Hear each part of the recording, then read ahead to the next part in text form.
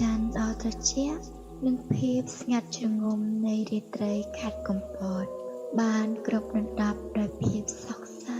និងអាថ៌កំបាំងនៅពេលដែលលោកអ៊ំម្នាក់វ័យប្រហែល60ឆ្នាំដែលជាសមាជិកនៃសហគមន៍បានសម្រេចចិត្តបញ្ចប់ជីវិតខ្លួនឯងដោយការ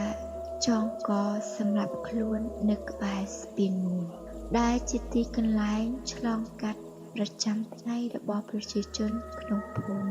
ភាពសោកសៅនេះកាន់តែខ្លាំងឡើងដោយសារតែលោកអ៊ំនោះត្រូវបានគេស្គាល់ថាជាមនុស្សញៀនស្រាលដែលតែងតែបង្កបញ្ហានិងជំពាក់លុយគេឯងថ្ងៃទី18ខែវិច្ឆិកាឆ្នាំ2024គឺជាថ្ងៃដែលបានកត់ត្រាទុកនៅហេតុការណ៍ដ៏សោកនាដកម្មនេះការធ្វើអត្តឃាតនេះបានបង្កឲ្យមានការភ្ញាក់ផ្អើលយ៉ាងខ្លាំងដល់អ្នកភូមិនិងសាច់ញាតិរបស់គាត់ពួកគេបានសួរនាំអំពីមូលហេតុដែលនាំឲ្យលោកអ៊ំសម្រេចចិត្តបញ្ចប់ជីវិតបែបនេះខ្លះបាននិយាយថាគាត់មានបញ្ហាផ្លូវចិត្តខ្លះទៀតនិយាយថាគាត់មានបញ្ហាគ្រួសារភាពសោកសៅបានគ្របដណ្ដប់លើភូមិទាំងមូលហើយគ្រប់គ្នាបានសោកស្ដាយចំពោះការបាត់បង់សមាជិកម្នាក់នៃសហគមន៍បន្ទាប់ពីលោកអ៊ំបានស្លាប់ទៅ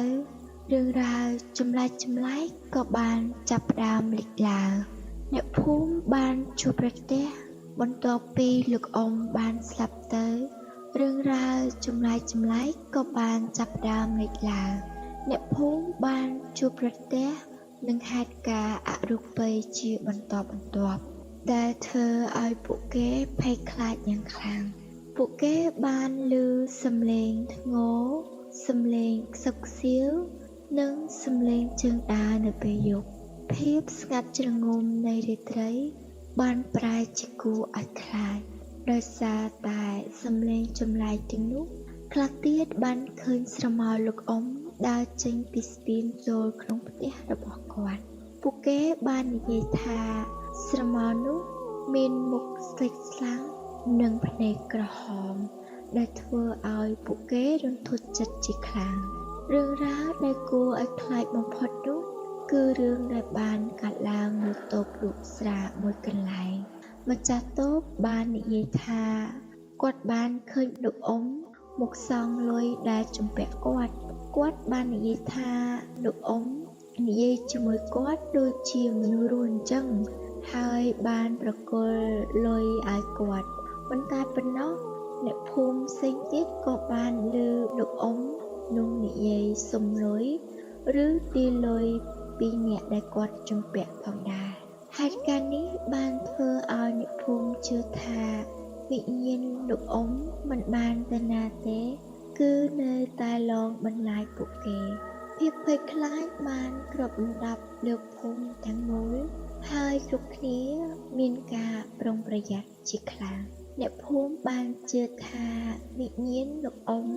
នៅតែជាប់នៅក្នុងភូមិដោយសារតែអំពើបាបរបស់គាត់ពួកគេបាននិយាយតគ្នាអំពីបទពិសោធន៍ដែលពួកគេបានជួបប្រទះនិងបានព្រមានគ្នាឲ្យប្រុងប្រយ័ត្ននៅពេលយប់ពួកគេបាននិយាយថាពួកគេមិនហ៊ានចេញពីផ្ទះនៅពេលយប់ទេព្រោះពួកគេខ្លាចវិញ្ញាណលោកអ៊ំនោះភាពភ័យខ្លាចបានធ្វើឲ្យជីវិតប្រចាំថ្ងៃរបស់ពួកគេព្រោះប្រែជាខ្លាំងរឿងរ៉ាវនេះបានបង្ហាញពីជំនឿដ៏រឹងមាំលើវិញ្ញាណនិងខ្មោចនៅក្នុងសង្គមខ្មែរជំនឿលើខ្មោចតែហោងគឺមាននៅក្នុងជំនឿខ្មែរតាំងពីយូរលង់ណាស់មកហើយពួកគេជឿថាខ្មោចតែហោងគឺជាខ្មោចដែលសាហាវ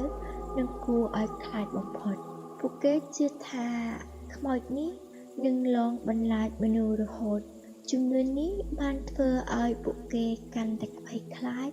និងប្រុងប្រយ័ត្នរឿងនេះក៏ឆ្លុះបញ្ចាំងពីជីវភាពប្រចាំថ្ងៃរបស់ប្រជាជនក្នុងភូមិនិងការភ័យខ្លាចចំពោះរឿងអរូបី ពួកគេបានរស់នៅក្នុងជីវិតដ៏សាមញ្ញនិងជឿលើរឿងរ៉ាវដែលបាននិយាយតៗគ្នា ពួកគេបានជឿថាវិញ្ញាណនិងខ្មោចមានអំណាចលើជីវិតរបស់ពួកគេភាពភ័យខ្លាចបានធ្វើឲ្យពួកគេរស់នៅក្នុងជីវិតប្រចាំថ្ងៃដោយប្រុងប្រយ័ត្ននិងគោរពជំនឿរបស់ពួកគេរឿងរ៉ាវនេះបានបន្សល់ទុកនូវភាពភ័យខ្លាចនិងអាចកំបាំងនៅក្នុងភូមិអ្នកភូមិបានបន្តនិយាយតៗគ្នាអំពីបទពិសោធន៍ដែលពួកគេបានជួបប្រទះនិងបានព្រមានកូនចៅរបស់ពួកគេឲ្យប្រុងប្រយ័ត្នពួកគេបានជឿថាវិញ្ញាណលោកអ៊ំនឹងនៅតែលងបន្លាចពួកគេរហូតដល់អំពើបាបរបស់គាត់ត្រូវបានលាងជម្រះភាពស្ងាត់ជ្រងំនៃរាត្រីបានប្រែជាគួរឲ្យខ្លាចនិងអាចកំបាំងដែលធ្វើឲ្យគ្រប់គ្នាប្រុងប្រយ័ត្ននិងគោរពជំនឿរបស់ពួកគេរឿងរ៉ាវនេះនឹងនៅតែបន្តត្រូវបាននិយាយតៗគ្នានិងបន្សល់ទុកនូវភាពភ័យខ្លាចនៅក្នុងភូមិ